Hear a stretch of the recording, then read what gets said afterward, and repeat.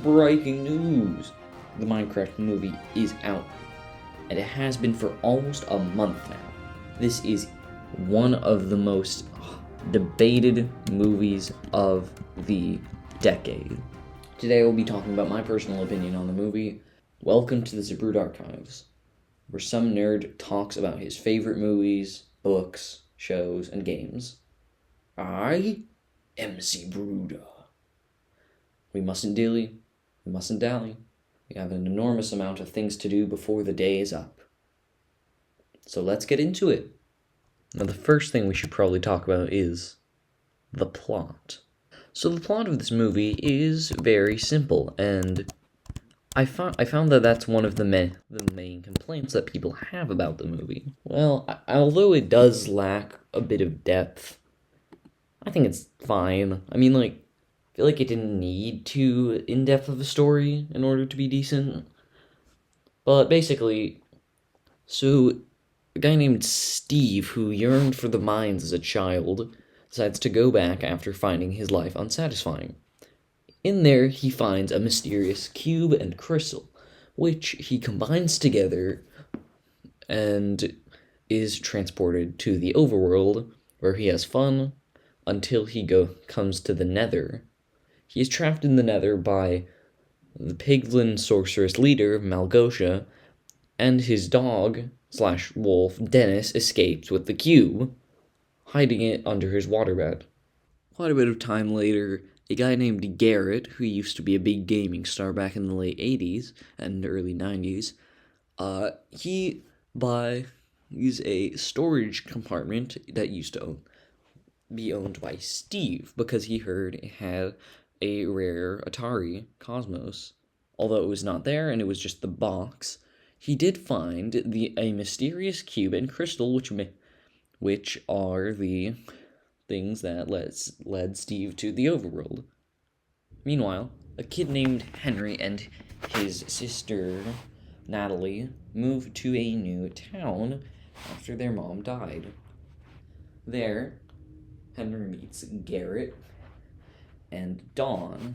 Basically, things go wrong, and in the end, they are led to the mines by the mysterious crystal orb thing, where they go into the nether portal, well, not the nether portal, but whatever, the overworld portal, and go to the overworld. There they meet Steve, who has been let out to get the orb from Malgosia, and he decides that it would be better to try and defeat Malgosia. However, in the whole debacle in the first night with a bunch of angry mobs, the crystal that allows the orb to open the nether portal, or overworld portal, sorry, is broken, so they cannot get back to the human world. So after a long journey with many memes, they end up in a woodland mansion to get another crystal after some events that may or may not have caused several riots in the real world. They get the crystal and get out. Then Malgosia snatches it away from them. Garrett is supposedly blown up, believed to be dead, and she turns the sky all dark so the piglins can come. Then they decide that they're going to do a big battle scene. Henry shows off his creative talents to come up with interesting and unique ways to defeat the piglins, and the day is saved after Steve defeats Malgosia in a duel, and Henry stops the crystal from continuing to power the Great Darkening, as it's called. Also, Garrett survived because he used a water bucket he cushioned his fall with the water bucket. Release. I personally think that the villager principal romance plot was very funny. Pretty good addition to the plot. So yeah, the plot's, I think it's decent. Like it's not bad, it's not amazing. It's just kind of decent. The people and other things. The people involved making the movie and the characters they make are very important when making a movie. Now, one of the main reasons I actually had hope before watching this movie that it would be good, or even better than good, was because it was directed by Jared Hess, the director of my favorite movie of all time, Napoleon Dynamite, and the characters that they had revealed seemed good. I mean, like, this is a Jared Hess movie with a guy whose life peaked in the 80s and he's still living in the past. Does that remind you of anyone in particular? The characters aren't as good as I expected. Uh, Dawn serves little to no purpose, and Natalie really only serves to help Henry's character. But I'd say easily the best character is Garrett. I mean, like, Henry is decent, Garrett is great. I also kind of like Steve's whole thing of even though it's hard to be creative, he still goes back and succeeds. Yeah, it's decent. Now, of course, we have to talk about one of the most important parts of this movie, the memes.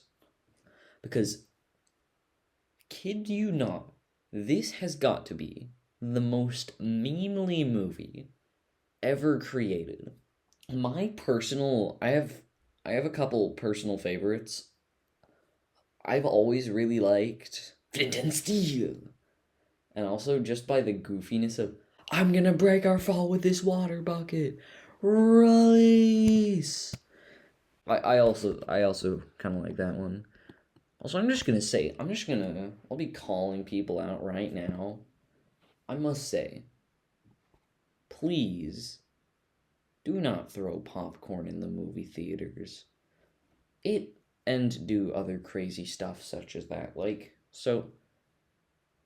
I mean, okay, in my theater experience, everyone's cheering, and it was very fun. And then splashing water on people. Like, I love water bucket release as much as the next guy, but come on, can't do that.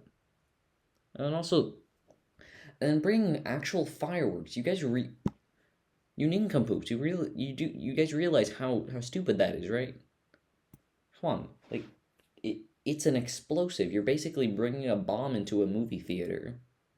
Anyway, the memes are definitely one of the most important parts about this movie, easily.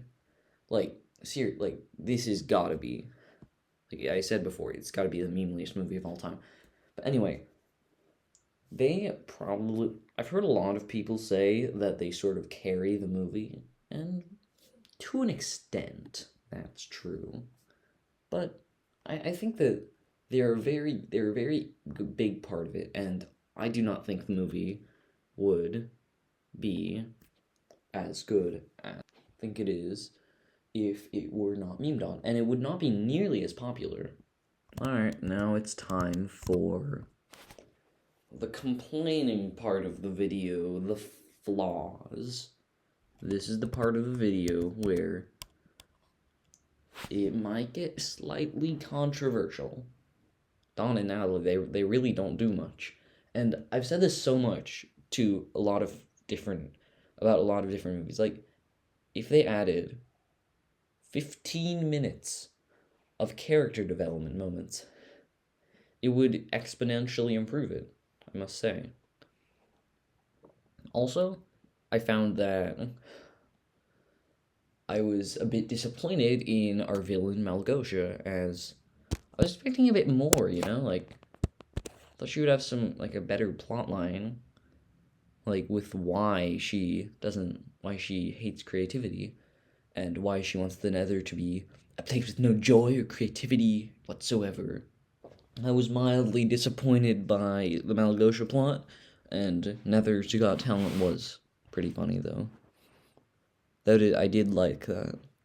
Like, I feel like there are a couple moments that could have been, like, I think there should have been there should have been some sort of a mining montage.